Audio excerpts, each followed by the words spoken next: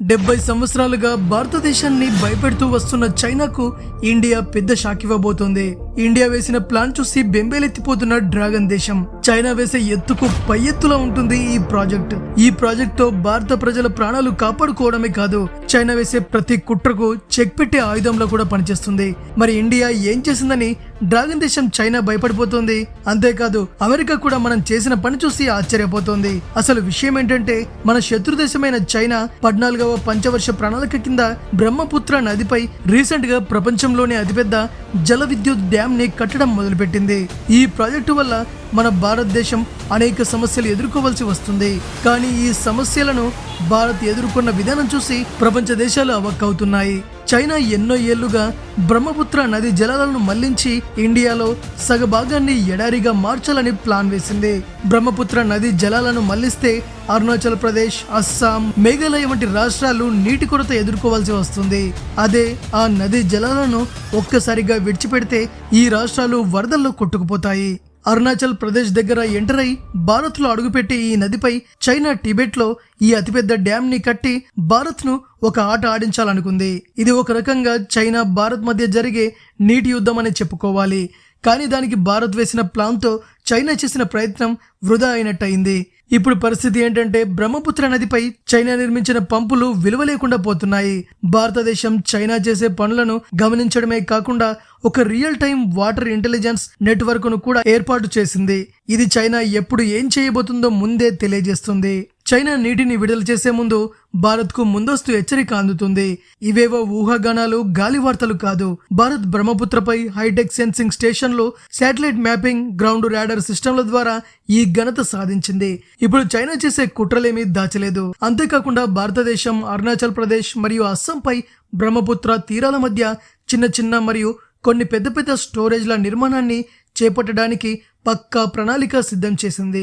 దీనివల్ల 2 ప్రయోజనాలు కలుగుతాయి. మొదటిది, చైనా నీటిని ఆపితే భారత్ తన డ్యాంల ద్వారా రైతుల అవసరాలను తీర్చుకోవచ్చు. రెండవది, చైనా అకస్మాత్తుగా నీటిని విడిచిపెట్టిన భారత్ స్టోరేజ్ డ్యాంల ద్వారా ఆ నీటిని నియంత్రించి ప్రజలకు ఆస్తి నష్టం, ప్రాణ నష్టం కాకుండా కాపాడగలదు. అంటే చైనా చేసిన ప్లానింగ్ మొత్తం బ్రహ్మపుత్ర నదిలో కలిసిపోయినట్టే. ఇంకో ఇంపార్టెంట్ మ్యాటర్ ఏంటంటే, భారత్ తన ఆవిష్కరణ ప్రతిభను చూపిస్తూ హైడ్రోలాజికల్ డాటాను శాటిలైట్ ద్వారా రియల్ టైం ట్రాక్ చేయడం మొదలుపెట్టింది. దీని వలన చైనా చేసే ప్రతి పనిని మనం ముందుగానే గమనించవచ్చు. అది ఎలా చేయబోతున్నామో ఇప్పుడు తెలుసుకుందాం. ఫ్రెండ్స్, వీడియోకి ఒక లైక్ కొట్టి చివరి వరకు చూడండి.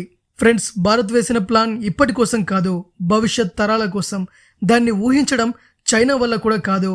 అదేంటంటే, అరుణాచల్ ప్రదేశ్లోని లోయర్ దివాంగ్ లోయలో భారత్ ఒక హైడ్రో ప్రాజెక్టుని ప్రారంభించింది. ఇది కేవలం భారతదేశ విద్యుత్ అవసరాలను తీర్చడమే కాదు, చైనా నీటి ఆధిపత్య లక్ష్యాలను సమూలంగా ధ్వంసం చేస్తుంది. ఈ ప్రాజెక్ట్ బ్రహ్మపుత్ర నదికి సహాయకమైన ఒక నదిపై నిర్వహించబడుతుంది.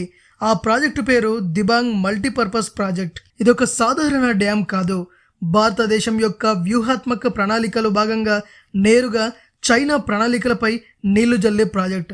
ఈ ప్రాజెక్టు సామర్థ్యం 800 మెగావాట్లు. దీని అంచనా ఖర్చు దాదాపు 200 కోట్లు. ఇది దేశంలో ఇప్పటి వరకు అత్యంత పెద్ద జల విద్యుత్ ప్రాజెక్ట్ అవుతూ మొత్తం ఉత్తరం పూర్వ దేశాల అవసరాలకు ఆధారంగా నిలుస్తుంది. ముఖ్యంగా ఈ డ్యామ్ చైనా సరిహద్దుకు చాలా దగ్గరగా ఉంటుంది. ఈ ప్రాజెక్టు ద్వారా సరఫరా అయ్యే విద్యుత్ అరుణాచల్, అస్సాం రాష్ట్రాల్లో కొత్త వెలుగులు నింపనుంది. కానీ ఈ ప్రాజెక్టు పూర్తవడానికి దాదాపు 10 సంవత్సరాలు పడుతుందట.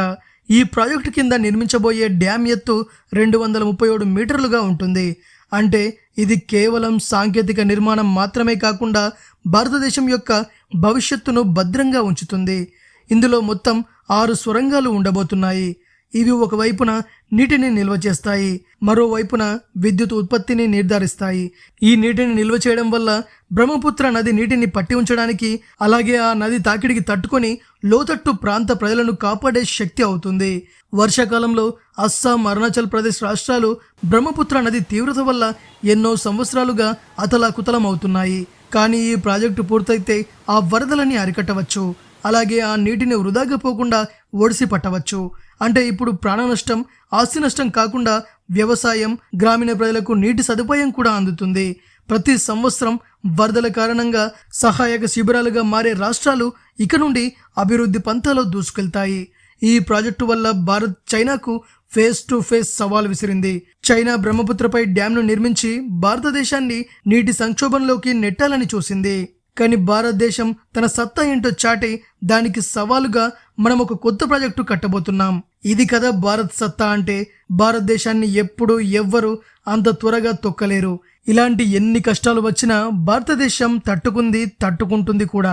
అది భారతదేశ గొప్పతనం. భారత్ నిర్మించే ఈ ప్రాజెక్టు వల్ల విద్యుత్ ఉత్పత్తి చేయడం మాత్రమే కాకుండా వరద నియంత్రణ, సరిహద్దు ప్రాంతాల్లో స్థిరత్వాన్ని తీసుకొస్తుంది. దీనివల్ల మనం క్లియర్గా తెలుసుకోవాల్సింది ఏంటంటే భారతదేశం చైనా యొక్క ఎటువంటి హైడ్రోలాజికల్ ప్లాంట్స్ ని అయినా తిప్పికొట్టగలదని అర్థమవుతుంది. భారత ప్రభుత్వం ఈ ప్రాజెక్టును కేవలం ఒక విద్యుత్ కేంద్రంగా కాకుండా ఒక రక్షణ కవచంలా అభివృద్ధి చేస్తుంది. చైనా ఎప్పుడూ అరుణాచల్ ప్రదేశ్పై హక్కును వాదిస్తూ వచ్చింది. కానీ ఈ ప్రాజెక్టు ద్వారా భారతదేశం తన సరిహద్దును మాత్రమే కాకుండా తన పౌరులకు కూడా భరోసా ఇస్తుంది. ఈ ప్రాజెక్టు పూర్తి కావడానికి 10 సంవత్సరాలు పట్టినా ఈ భయం ఇప్పుడే చైనా గుండెల్లో రైళ్లు పరిగెత్తిస్తుంది. ఎందుకంటే భారత్ ఇప్పుడు ప్రతి అడుగును వ్యూహాత్మకంగా కంగారు పడకుండా ఎటువంటి గందరగోళం లేకుండా తీసుకుంటుంది. కానీ స్టోరీ ఇక్కడే ఎండవలేదు. భారత్ ఇప్పుడు ఈ ప్రాజెక్టును కేవలం విద్యుత్ ఉత్పత్తి మరియు వరద నియంత్రణకు పరిమితం చేయడం లేదు. ప్రభుత్వం ఈ డ్యాం చుట్టూ ఆర్థిక అభివృద్ధి మండలం ఏర్పాటు చేసే ఆలోచనలో ఉంది. అంటే ఈ ప్రాజెక్ట్ ఇప్పుడు బహుళ స్థాయి వ్యూహాత్మక ఆస్తిగా మారనుంది. ఇక్కడ సౌర ప్లాంట్లు, ఆధునిక నిల్వ యూనిట్లు, చిన్న స్థాయి పరిశ్రమ హబ్లు కూడా జోడింపబడతాయి. దీని ద్వారా దక్షిణ పూర్వ భారతదేశంలోని స్థానిక ఆర్థిక వ్యవస్థకు భారీ ప్రోత్సాహం లభిస్తుంది. ఇప్పటికీ అరుణాచల్ ప్రదేశ్ వంటి రాష్ట్రాలు ఢిల్లీ నుంచి చాలా దూరంగా ఉన్నాయి. కానీ ఈ ప్రాజెక్టు వలన ఇక్కడ మౌలిక సదుపాయాల్లో భారీ మార్పులు చోటు చేసుకుంటాయి. రహదారులు మరియు రైల్వే నెట్వర్క్, విమాన సంబంధాలు, బ్రాడ్బ్యాండ్ మౌలిక సదుపాయాల్లో కూడా పెట్టుబడులు పెట్టనున్నాయి. దీనివల్ల స్థానికులకు ఉపాధి లభించడమే కాకుండా వ్యూహాత్మకంగా సున్నితమైన ప్రాంతాల్లో జనసంఖ్య పెరుగుతుంది. ఇది జాతీయ భద్రతకు ఎంతో లాభదాయకం. మరొక ఆసక్తికరమైన విషయం ఏంటంటే ఈ ప్రాజెక్టుతో పాటు భారత్ హిమాలయన్ గ్లేషియర్ మానిటరింగ్ సిస్టమ్ను కూడా ప్రారంభించాలని చూస్తుంది.